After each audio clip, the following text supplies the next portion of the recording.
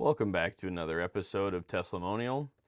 Today we're going to talk about charging, specifically charging at home, but we're going to kind of jump around a little bit. First things first, we need to talk about power in general.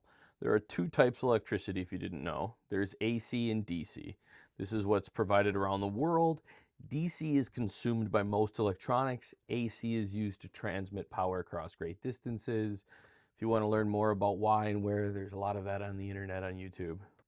Level 1 and 2 chargers are what you find in residential areas. Level 3, or DC power, is fast charging, DC fast charging. Teslas have on board an AC to DC converter. So when you charge at home at AC, it converts it in the car to DC. Whereas when you go to a supercharger and it uses a DC fast charging, it skips that converter and goes straight to charging your battery. A level 1 mobile charger at home, which uses a 110, 120 volt outlet, which is a NEMA 515. This is a standard outlet, looks like this. These do about 4 miles of range per hour in ideal conditions. This is a 1.3 kilowatt system. A level 2 mobile charger, it's the same mobile charger, but it uses a different end piece. This uses a 240 volt outlet, and it's a NEMA 1450 outlet, looks like this, like what you find in a dryer, electric dryer for your house. This provides a much faster charging. It can do up to 30 miles of range per hour in ideal conditions, and that's about a 7.6 kilowatt system. Now, the wall charger that Tesla sells is also a level 2 charger. It's known as a wall connector or a wall charger. This can charge you about 44 miles of range, and it's an 11.5 kilowatt system. Now, if you want to compare home chargers, be it the mobile charger or the wall connector, and you want to compare that to like a supercharger system, look at those kilowatt numbers that I gave you for the level 1 and the level 2 chargers. So when you look at superchargers, like a version 1 Tesla supercharger does like 109, or it does like a 90 to 120 kilowatt system. A level 2, version 2, sorry, not level 2, a version 2 supercharger does about 150 kilowatt system. There's the urban supercharger that's out there that's a little bit lower. It's a 72 kilowatt system. One of the more common superchargers out there is a version 3, which is a 250 kilowatt system. And now there is the new version 4, which is a 500 kilowatt system. But that's really just for the Cybertruck to charge at 325 kilowatts. All the other Teslas only charge at the 250 kilowatt system. Now, when we talked about these ranges that they can charge, whether it's going to be 4 miles or 30 or 44 miles of range, that is in ideal conditions, as I had previously mentioned. So the next question that would come up is, does temperature play a factor in how my car charges? The answer is yes, it plays a big factor in how your car charges. If we were to look at cold weather, right here, we'll say 5 to 10 Celsius or 41 to 50 Fahrenheit. This is cold weather, so this does play a significant impact. So Tesla limits the charging speed that the battery can do to prevent lithium plating, which permanently damages the battery. So at freezing temperatures, 0 Celsius, 32 degrees Fahrenheit, supercharging can be limited to 50 to 100 kilowatts instead of a 250 kilowatt system. Home AC charging at like a level 2 could go from 11 kilowatts down to like 3 or 6 kilowatts. It's really there to help prevent damaging the battery. Battery preconditioning can help significantly. If you're going to superchargers, make sure that you put that into your navigation system so the car preconditions the battery on your way there. You can also go in through your temperature settings and manually turn it on as well. The ideal temperature to charge your Tesla at is like 15 to 35 Celsius or 59 to 95 Fahrenheit.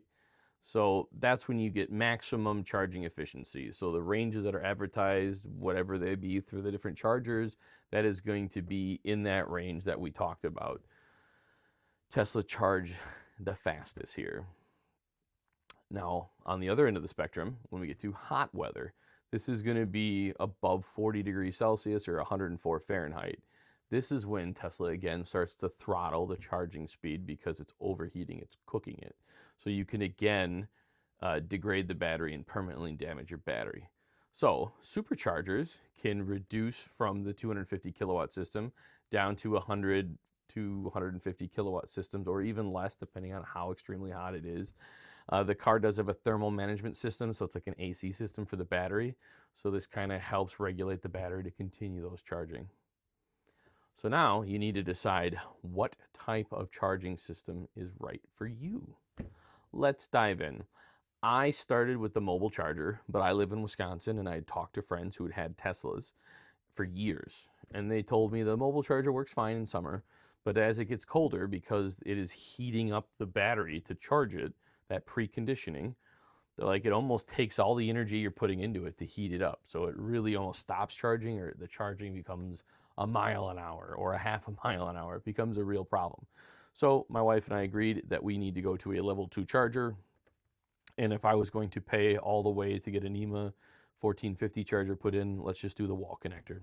So I ordered the wall connector, and now I needed to hire an electrician.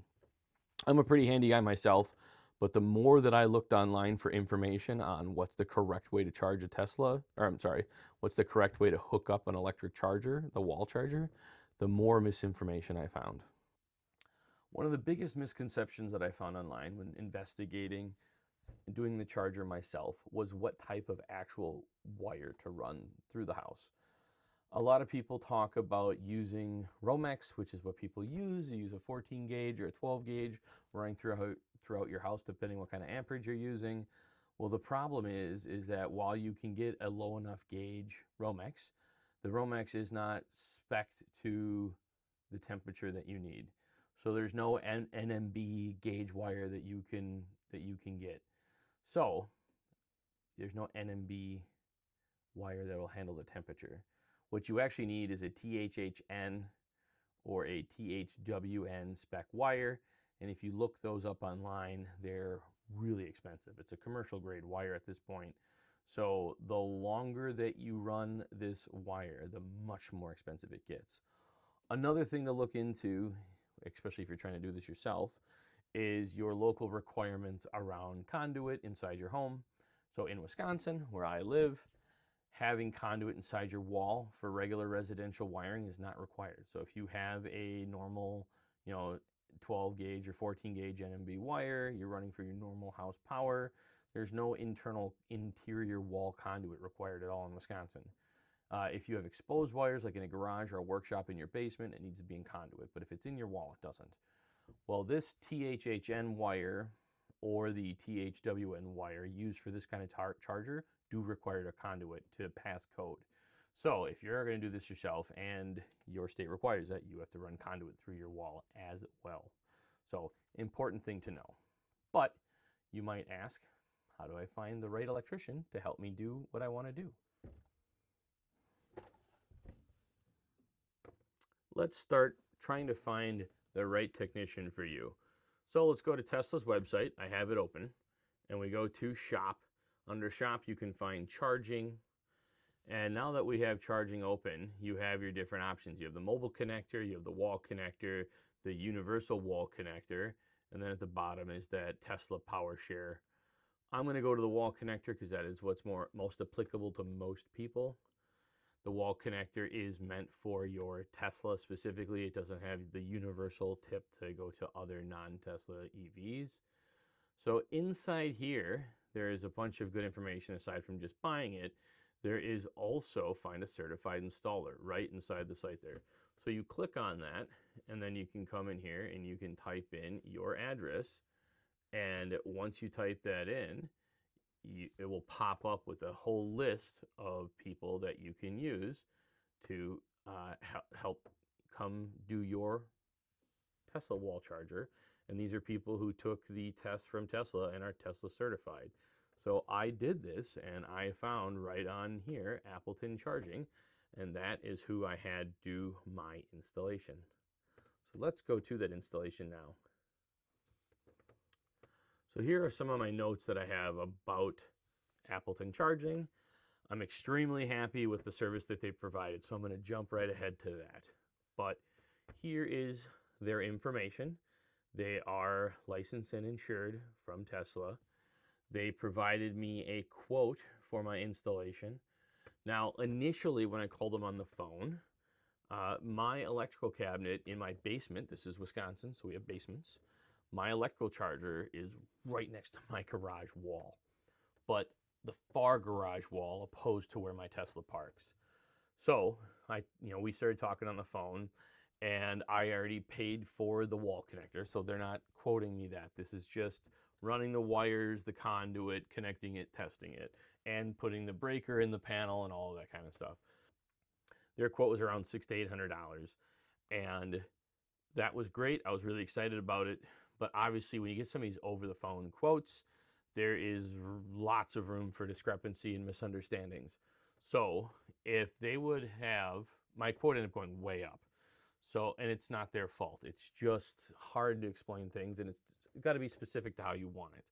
So if they would have put the wall charger on my garage wall closest to where my electrical panel is in my basement, and they would have drilled a hole angular through from my basement into my garage, and they would have ran conduit up and outside the wall in my garage and ran it to my wall charger, my bill would have been like $600 to $800. That wasn't the case. I didn't want it like that. I wanted my wall charger put on the other side of the garage, and I also wanted all of the wiring, conduit, everything ran inside the walls, into my attic, over and down, perfectly hidden. So what could have been like a 10-foot run, maybe less, 8-foot run, turned into like a 65-foot run. So you can see that length difference in cable significantly increases the cost of just the materials, and it's more work for them because now they're drilling blindly from my basement trying to hit the wall in my main floor so they can run the conduit, run the cable inside that wall into my attic, over and then down again. So it's more work, it's more time, it's more materials. I'm not complaining at all. I'm extremely happy with how all of that went. The other thing that is important to talk about is a load manager. So my house is it's a 99 house. So it's right on the cusp of when houses had 100 amp service versus 200 amp service. My outside electrical panel has a 200 amp service, but my house, my actual electrical panel in the house is a 100 amp house. So if I do buy a second Tesla in the future, I will be upgrading to 200 amp service, but there was enough space, enough capacity inside my panel that I could stick with my 100 amp service and get my Tesla charger. But there's a condition here. I need a load manager. Now, I'm an engineer, but not an electrical engineer. I kind of get some of this, but I'm no expert. From what I understand, a load manager was a device that they put inside of my electrical panel, and I believe it ran an extra wire from my electrical panel to my wall charger.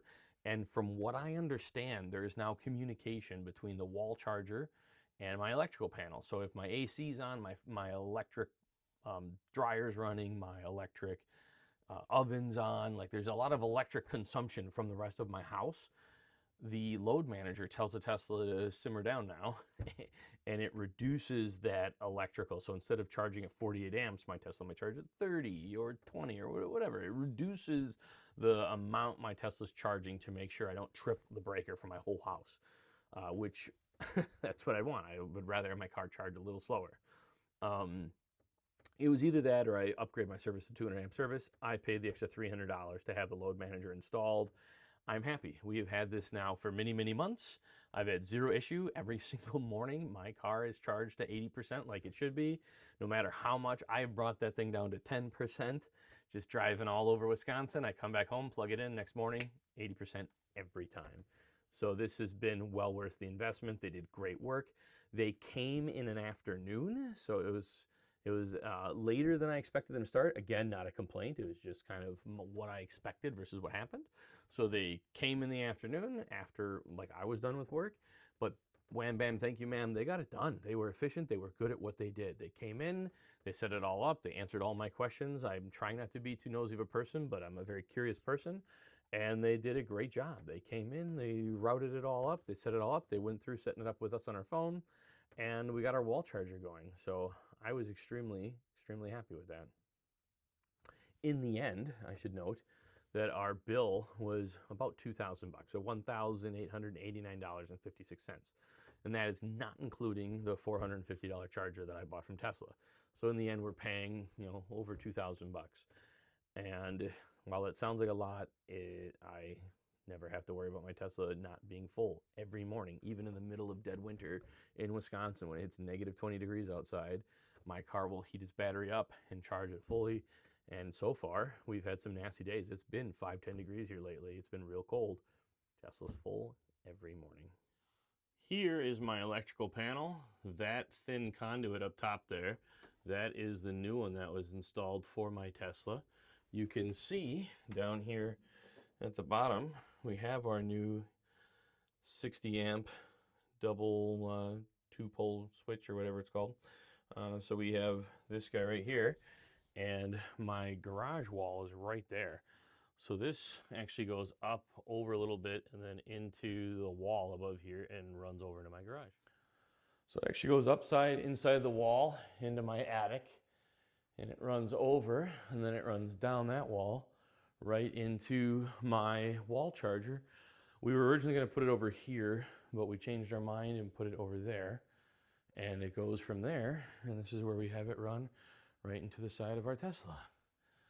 And I was very happy with how it turned out. So we got it right here. It's an easy spot to plug into. We can control it all from our phone, which I forgot to mention. That's another thing. With the wall charger, you have a few more features on your phone that you didn't have before. When you have the wall charger, you can either click down on your Tesla name and you can go to My Home, or you can just swipe from right to left, go to your My Home. When you're in here, you get some new options such as energy. You can look at the graphs on how much you've charged each day or for each month. You can also go to charge history, and you can just look at it as a list function from days and times and how many kilowatt hours you've charged. And you can go through setting up more options in your settings, and you can ask for support if you're having charging issues at home. It's pretty cool. If you like this kind of content, please like and subscribe. If you have any Tesla-related questions, please leave a question down below. Love to hear from you guys. I'm enjoying the conversation. Keep it going, everyone.